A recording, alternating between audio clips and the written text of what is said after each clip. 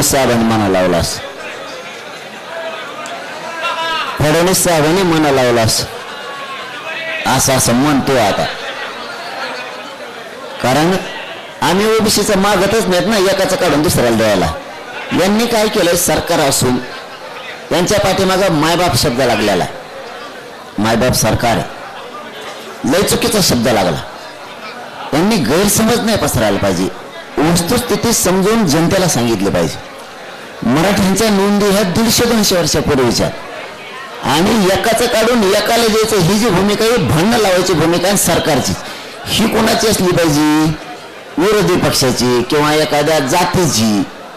सरकारच या भूमिकेत आहे, भांडणं लावायचं, एकाचं काढून दुसऱ्याला देतात. आणि त्यांचं काढून काय म्हणलो का, गॅजेटियर नाही का आमचं हैदराबादचं सरकार नोंदी 150 वर्षाच्या. सातारा संस्थांचं गॅजेटियर नाही का 150 वर्षापासूनचं. बॉम्बे गव्हर्नमेंट ते इंग्रज होते तेव्हापासूनच आहे ना, आमच्या तेव्हापासूनच्या नोंदी आहेत ना, सरकारी दस्तावेज आहे ना ते. आधी कोण हे का ते कुणी कुणाचं काढून दिलं, आमचं उलट काढून त्यांना दिलं. 16% आमचं आरक्षण खात्यात ते, याच्यावर यांचे तोंड शिवले.